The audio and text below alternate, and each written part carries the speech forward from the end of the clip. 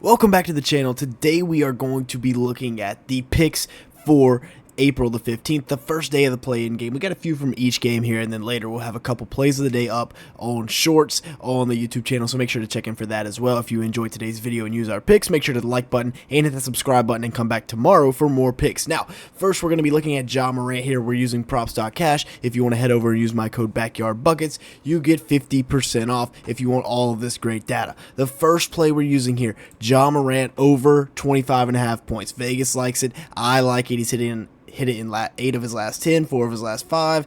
Against the Warriors, he's hitting in 8 of his last 10, 60% over the last 20 games, and against this Warriors team right here, he only played 17 minutes. So you discount that one, he's hit it in 8 of his last 9 games against the Warriors. Now, yes, they are very stingy against point guards. They give up the fewest points to point guards. I don't think it's going to matter, though. Ja Morant has been going crazy against the Warriors as of late, including dropping 36 on them at the beginning of the month. I love this line for the Warriors. The projections love it as well. When you look at the points compared to his line, plus 1.52, I'm taking this line for Ja Morant. He's going to empty the clip tomorrow. Just kidding. I hope he doesn't do that and get suspended again.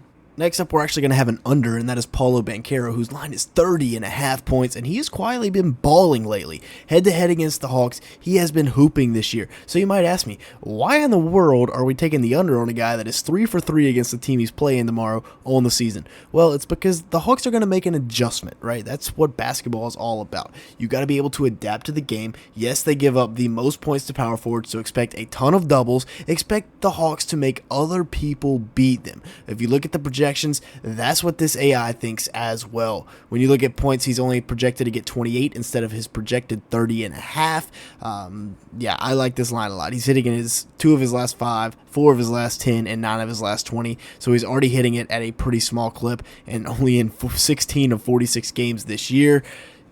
The line is high because he's been hitting it against the Hawks a lot. Don't get confused. Take the under here. Next up, we're looking at assists, and I like Dyson Daniels here to hit this line. They give up a lot of assists to the point guards, the Magic do, and they're going to be bottling up Trae Young, so it's going to be swung to Dyson Daniels, and Dyson Daniels is going to have to make a play. He's hit it in 3 of his last 5, 6 of his last 10, and 14 of his last 20 games. This line is simply way too low. Head-to-head, he's hit this in 3 of 5 matchups with the Magic, including 2 this season. Like I said, expect for them to bottle up Trae Young, swing it around, find Dyson Daniels, and let him make a play. Let the young guy cook. I like this line here a lot for Dyson Daniels. We're going to be going over on assists. Projection has him at 5.2 compared to his line of 3.5. Go ahead and hop on this one. And we're going to be taking the under here on Draymond Green at 7.5 rebounds. As you can see, Vegas really likes this one. He's only hitting in 31% of his games this year. I don't know why this line is so high. He's hit it in 1 of his last 5 games, 3 of his last 10, and 5 of his last 20. This is a head scratcher to me. I guess because Memphis gives up the 26th most rebounds to power forwards, but when you look at the projections, he's not going to hit this. They're only projecting him for 6 rebounds compared to the line of 7.5. That's a minus 1.5. That's value I will take all day long. Give me under on Draymond Green rebounds at 7.5. Zach Edey, Jaren Jackson Jr. are going to chew him up in the paint.